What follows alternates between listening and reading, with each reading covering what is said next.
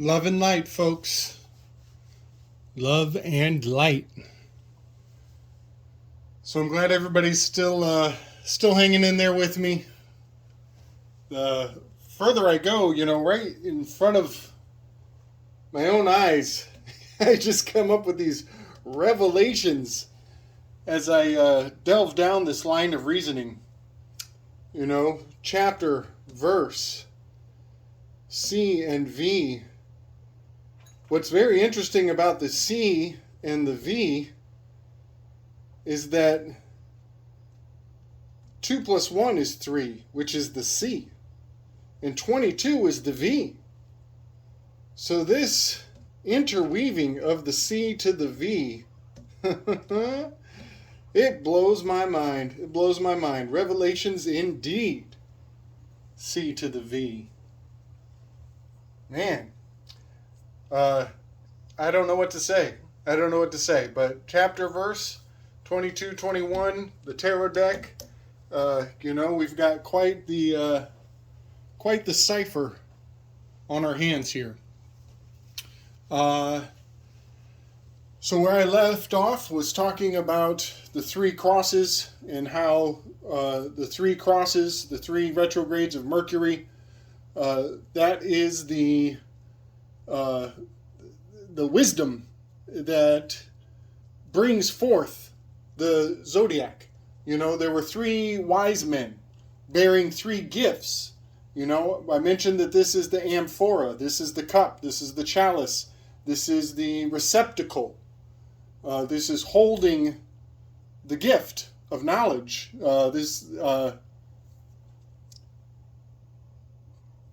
And that, the three wise men were astronomers. They, Trismegistus, they were the three magi from the east. Tris, Magi, East. Three wise men.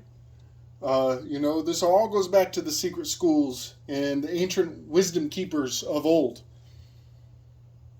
And I want to point out, 88 is very sacred.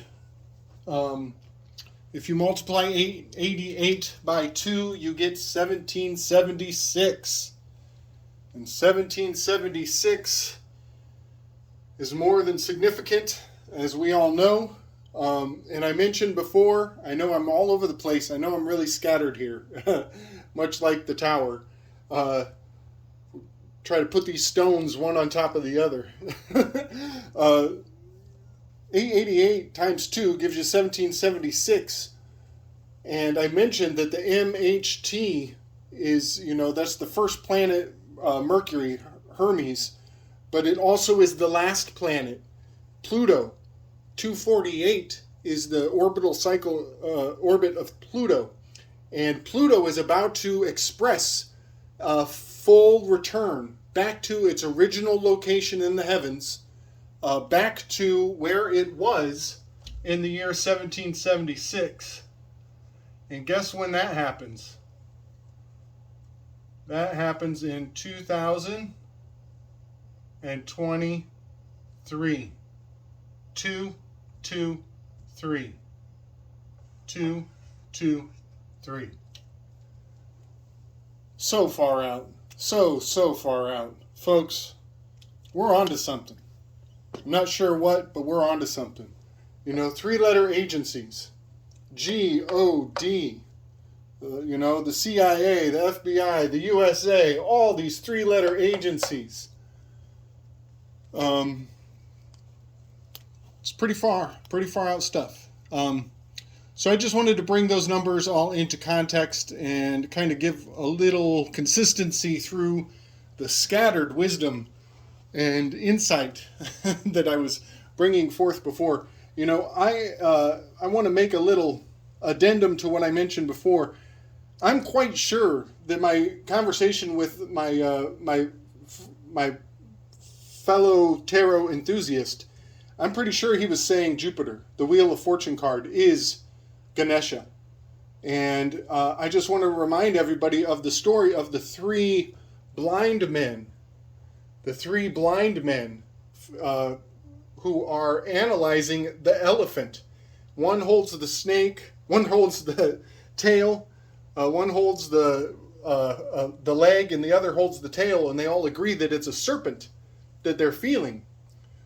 Well, three wise men, three blind men, there's your three crosses, there's your Hermes, the Mercury Trismegistus. They're feeling an elephant, that's Ganesha, and they agree that it's a snake. There's Quetzalcoatl. You know, these metaphors live forever. They live much like myth, much like these stories. They're immortal. They'll never go away. And they hold the ingredients. They are the cup. They're holding the ingredients for everything we need to know to crack this code. So I just wanted to confirm that. And, you know, another thing, when I, kind of went off on that little tangent about Saturn being number 12 that adds up to the 3. Well, there's your 3. 1, 1, 1 adds up to the 3. You know, we've got our 3 and our 3 again. We are definitely seeing, highlighting these cards is not random. It is building a story. It is bringing illumination to our understanding of where many gospels from many cultures have converged together. And I think that we may be talking about the three wise men. You know, we might be talking about, whoever came to the birth of Christ to give those gifts. They might have represented a lineage from these three schools across the globe. 1, 2, 3. And when the Tower of Babel fell, there was a three-pronged attack. There were three forms of transgression. And each group of transgressor, each third of the transgressors were given a three-part punishment in correspondence to their transgression. So the three types of offense and the three types of punishment have that amazing harmony. And we may be talking about, when the tower fell and the races of man were, when their tongues were confounded, the confounding of tongues. They went in their separate directions. Well, I think we are talking about the separating of the races into this alchemical thirds. And if you think about, let's just think about the sun and a micronova or a nova of whatever grade. It would glance the Earth. Only in 1/3 of the planet would receive the full impact, and the other 2/3 of the planet would be spared. And the effects, of the other thirds of the planet would be just slightly different. And let's not even talk about a nova. Let's talk about any day of the year. The sun is on 1/3 of the Earth, and the other third is the dawn, and the other third is dusk. So still to this day, the foundation of our relationship to the light of the sun is divided into thirds. So keep that in mind. And I'm going to come right back around to these three cultures and these three wise men towards the end. So getting back on track with the Mercury, Hermes, and the big message, the message bringer, the keeper of knowledge. Thoth with his stylus, Ganesha with his tusk, and Quetzalcoatl. I'm not sure what Quetzalcoatl holds as an implement. He does have the tail. He's telling the tale. But this sun card, his little baby, he's holding up that flag. And I do believe we have that the golden dawn and the purple haze, the purple dawn of the golden age, transitioning into the blue sky of the present, this age, the new age, the little baby on a horse. I'm going to go back into the Bible a little bit and drag out some more insight and wisdom as best I can. I want to point out that the Tower of Babel is first mentioned in Genesis 1:1. And there's your two towers. There's your initiation. There's the beginning point. There's your Joachim and your Boaz, you know. But Genesis is a 1. It's the first book. So now we're seeing a 1 and a 1:1. And that division point, that colon, dividing all of the ones. And I would point out that in terms of the continents, Thoth is here in the center where the tower was. Ganesha is in the east, orienting the orient. The sun orients you as to which direction you're facing. Ganesha is here. There's your 1 and your 1. The ocean is the colon, and the final 1, the Genesis, the initial 1, if we're reading from left to right, is Quetzalcoatl, who was renowned in the Americas.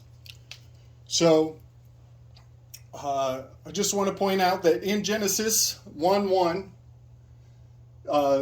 the phrase one language and one set of words is used to describe the common tongue of man before the fall of the tower. And I find that really profound. Greek has no spaces no paragraphs, no paragraph breaks. The pilcrow is not being used in Greek. And therefore, the story of humanity was maintained continuously as one word, one set of words in one language. I think that is pointing towards Greek, Also, the one language and one set of words is a magnification. We are talking about the fractality of the story. And Hermes was thrice great. He was thrice magnified. Trismegistus means 3 times magnified. The triple magi. So, to a very large degree, I believe that the one set of words in the one language is, and all these ones is pointing to the unification, the bringing the 3 into 1.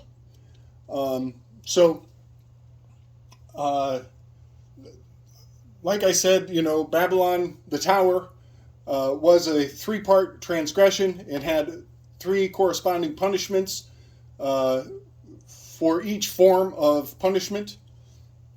I've already mentioned Mercury has 3 retrogrades. Think of that as going back on your word. That would be 3 transgressions, 3 forms of offense. And I want to point out that Jupiter, Wheel of Fortune, Peter, he defied Jesus 3 times. And for that punishment, he was, for that transgression, that 3-part transgression, Peter was hung upside down. And here we have the hangman expressing the cross of Peter. And you will understand a little more why there is this interplay between Jupiter and Saturn. Saturn, as I pointed out, the alpha numerologically reduces to a 3, as does this 12. So here we have Saturn. Jupiter is also a signifier of this Peter, but Peter was hung upside down, and the hangman is expressing that Saturn card. And as I mentioned before, it has the 2, the 8, and the 4. Hermes Trismegistus. Mercury, Hermes Trismegistus. So I've already pointed out the 3-letter agencies. In law, 3 times is the charm. 3 times is the charm in law. When you state a fact in law, it can only be questioned twice. They cannot question it beyond its being stated thrice. So 3 is the one of the most magical numbers, and this is what we are addressing in this line of reasoning.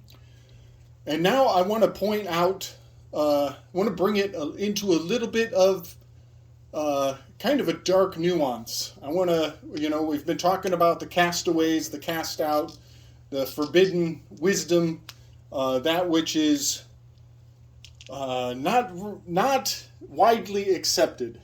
The cross of St. Peter, by the way, is in the southern hemisphere. It's upside down, and it's in the southern extremities of the globe. And so for him to have transgressed and be memorialized by a upside down cross in the heavens is very profound. That's in and of itself is a gateway of understanding, because to see the significance of an upside down cross, a lot of people think that is, it's satanic. An upside down cross is satanic. But I would point out that an upside down cross is a sword. That is a sword. And Peter used the sword to cut off the ear of the Roman soldier. And the word was used to heal it.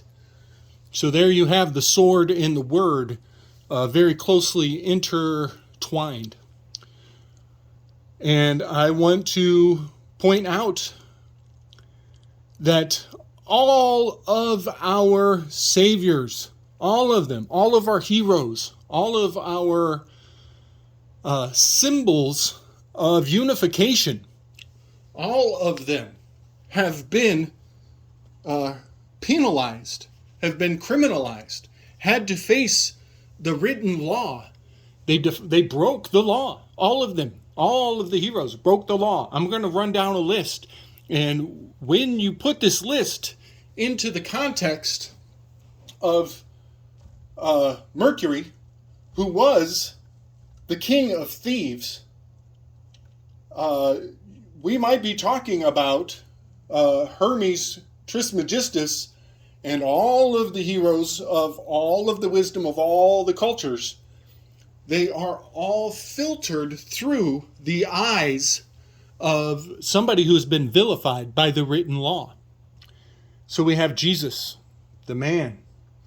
Mercury, his first day of birth, he was a baby, and he had to go on trial before the other gods and charm them into giving him the title, King of the Thieves. Socrates went on trial, and even though his words were perfection, he still lost the case.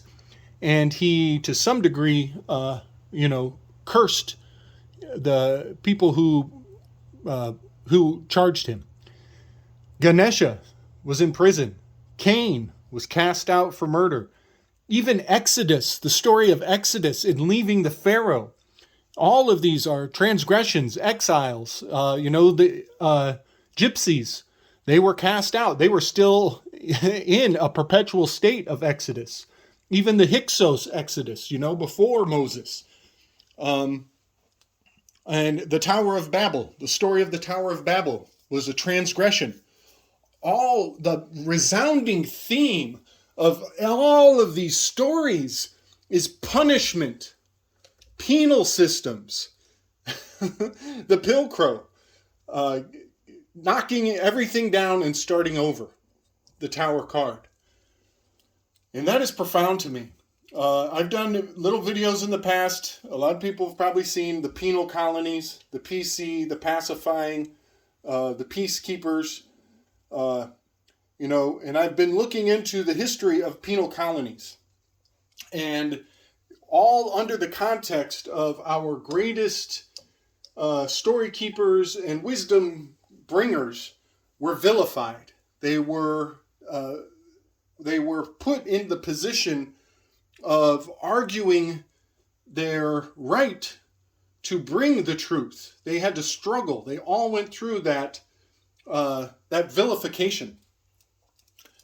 And, even the PCR test with the brain scrape, they're scraping your prefrontal cortex, the PC, the private corporations. I think that part of the prison planet, the PP that we live on, is by design giving us heroes who are criminals, who have been criminalized.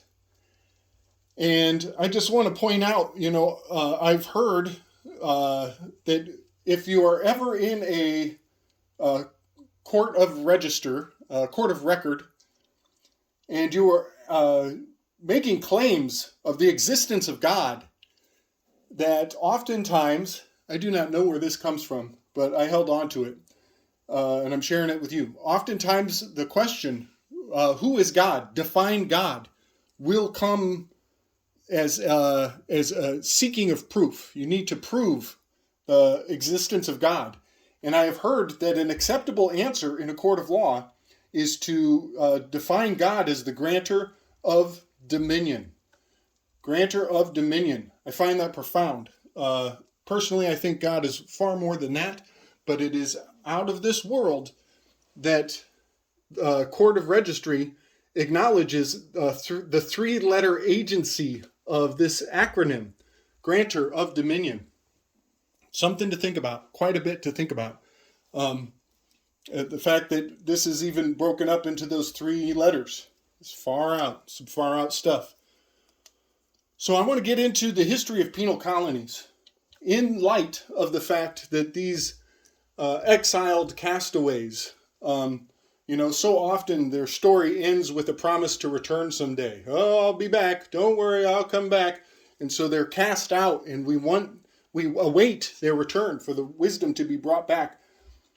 All of it has this penal colony component. This prison planet concept is baked into all of the mythos.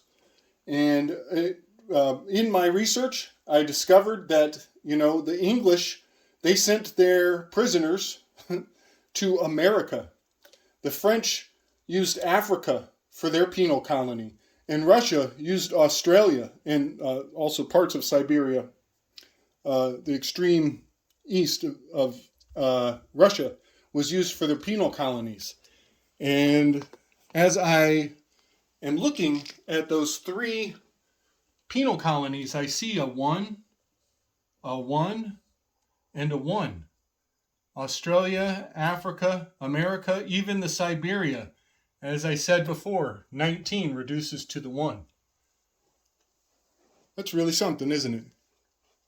The final word in the good book is 1.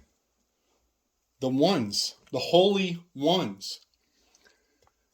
And so, as I look at this, I've always known that, when I did the tarot tories and I put the tarot cards in their zodiacal location and overlap it on the planet, I knew that Peter is related to Australia, to the underworld, the upside down cross beneath the equator line. I also knew that the magician, the sage, and Thoth is oriented right here with Egypt and the Middle East, the middle line, the midline there. And that the sun card is oriented in the far west.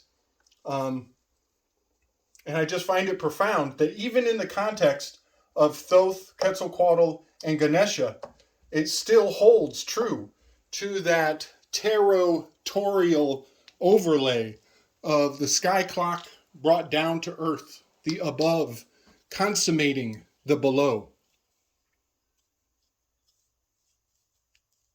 I think I'm done. I think I've made my point. I think we have found the holy ones. A whole E. A whole E. Well, there's an E. And we're always talking about 33.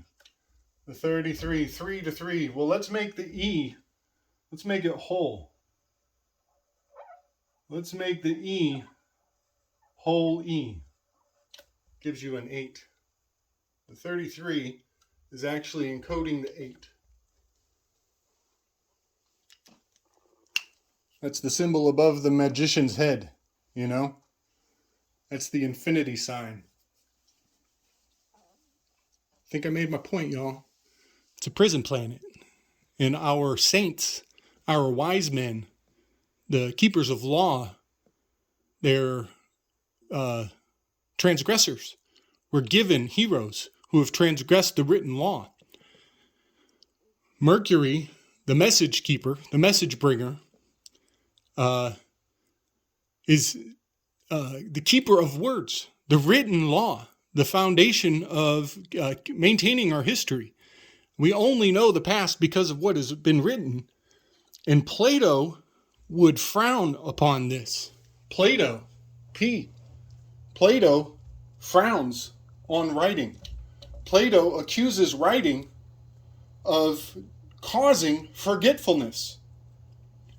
And forgetfulness and forgiveness are very tightly related to one another in a biblical context. They are very important, interdependent, forgetfulness and forgiveness.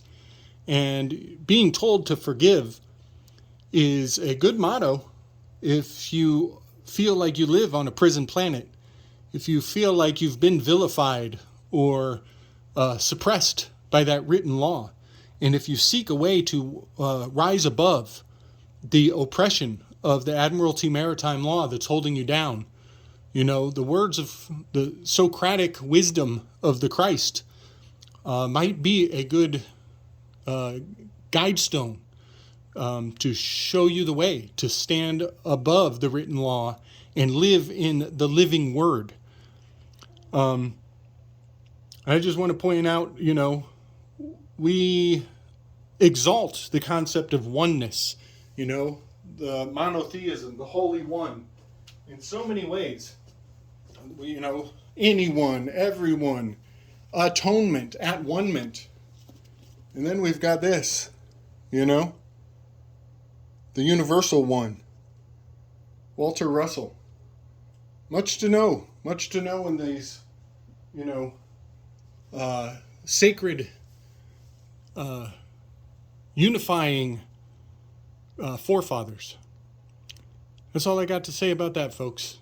Much love and strength. Peace.